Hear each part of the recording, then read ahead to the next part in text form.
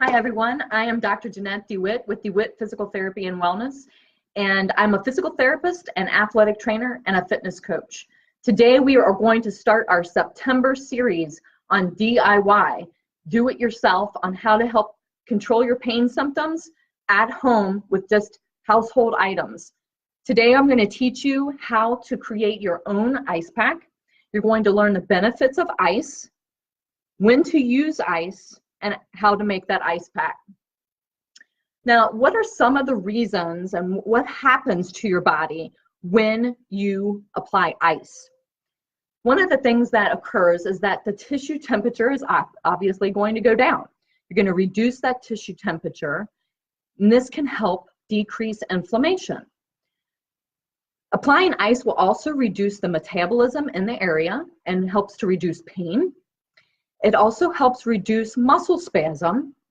It can increase tissue stiffness. So if you're having joint stiffness or muscle stiffness, ice actually isn't the best thing to use for that. But if you need to decrease blood flow, decrease inflammation, ice is a great way to help control those. Now, why would we want to apply ice? Here I'm going to get into a little bit more detail about what happens after an injury. There's different phases of an injury. So for an acute injury, which is the first 0 to 4 days of an injury, you're going to have emergency care, which this is when it's an emergency. You're calling 911, CPR might even be issued or applied. That's really not what we're talking about with ice, but we will talk about ice when it comes to immediate care, which is the first 0 to 12 hours after an injury. When you apply ice within the first 5 minutes of an injury, you significantly reduce the tissue damage that can spread in the surrounding tissues. So you have your primary injury, let's just say somebody tears their ACL. You want to apply ice immediately because the swelling that can happen from that ACL tear isn't going to just impact the ACL that is torn, it can also impact the other tissues in the area. Applying ice reduces the damage to the surrounding tissues. So applying ice in the first 5 minutes and then repeating ice every hour to 2 hours significantly cuts down on the surrounding tissue damage besides the exact injured area. Transition care is the next 12 hours or after 12 hours up to 4 days. And again, you want to continue to apply ice during this time. Now, when we move into the subacute care time, this is about 5 to 14 days after that initial injury. And here you can combine ice with exercise because the ice will reduce your pain, continue to reduce inflammation, and make exercise more tolerable.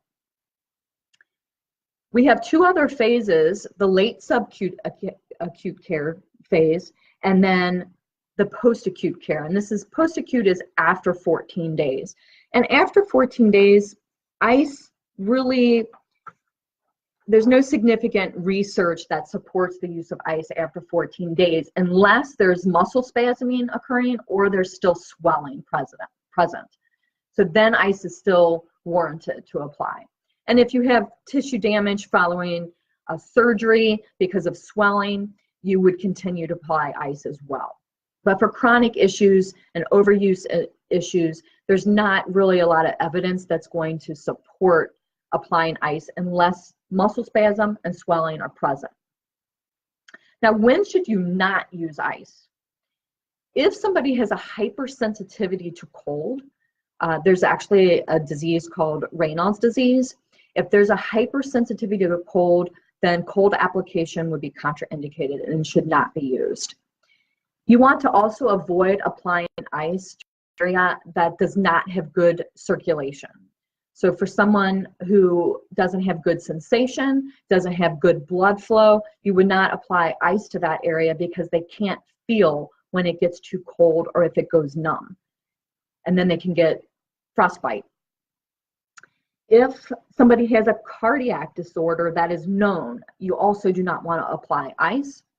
And you also don't want to apply ice and then apply a compression wrap around it because it increases the risk of frostbite. For ice packs, you do not want to apply ice directly onto the skin because of the risk of frostbite as well.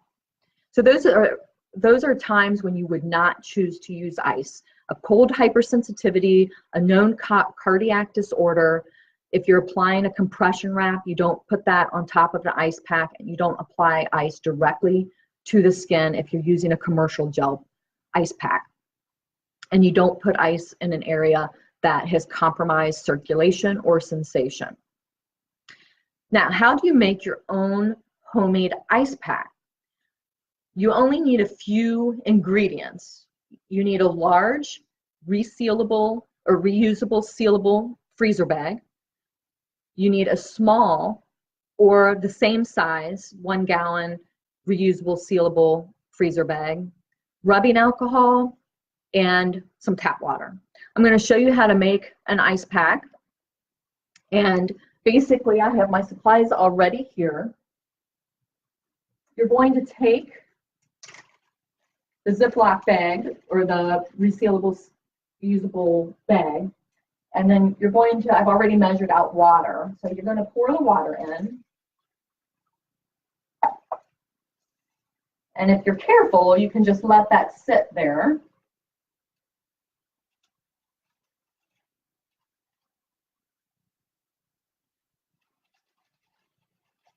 And give it a little hold.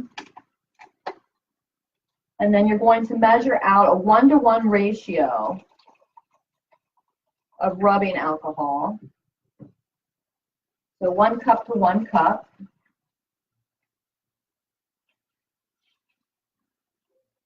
The rubbing alcohol actually prevents the water from freezing. Actually did spill a little bit of water, but it's just water. I'll add a little bit more water into the bag. It should be about 3/4 full.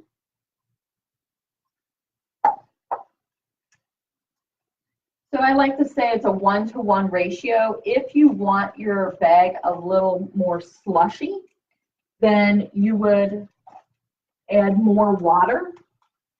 If you want it more liquid, then you would add more rubbing alcohol. The rubbing alcohol prevents the ice from freezing, but it also gets really cold. So it's important not to, once this is frozen, not to apply this directly onto the skin. The reason you want to double bag it is just in case you get a puncture into the smaller bag, and you can use a larger bag within the gallon bag, that's fine. It's really up to you and to the size of the body part that you're trying to apply ice to. So then you would put that into the freezer. And I actually pre-made a bag in the freezer. You can always label this as well. My pre-made bag is labeled, but you can see it's pretty slushy, it's liquidy. Again, if you want to have it more slushy, you could try a 2-to-1 ratio, 2 cups of water to 1 cup of rubbing alcohol. Either way, this is super cold, so you wouldn't want to apply it directly to your skin. You'd want to put a towel between your skin and the ice. And this works great for wrists and ankles because it's very pliable, and those areas are often more difficult for ice cubes and ice cubes into a Ziploc or a resealable bag. It's harder for that to mold to those smaller areas, but you can make them bigger to accommodate a shoulder or a knee. You always want to make sure that there's at least 1 layer of towel between this ice pack and your skin, because even just resting on my hand here, that's really cold. The rubbing alcohol interacts with the water, makes that freezing point very, very cold. And then when you're finished, you've labeled it, and you can just put it back into the freezer to be used for the next time. So it's super easy, costs less than $3. It saves you a good $20 to $30 from a commercial ice pack, and they last a good 3 months. I've had success with about 2-3 months. The only thing that you need to do is sometimes the rubbing alcohol will start to evaporate, and then you want to be able to replace that, but you can just refill the bag with a little more water or rubbing alcohol, and then you have your homemade ice pack ready to go when you need it. I hope this helps anytime you need ice. Now you know when to use ice, what the benefits of ice are, and how to make and apply a reusable, sealable ice pack using rubbing alcohol and water. Have a great day today. Thank you so much.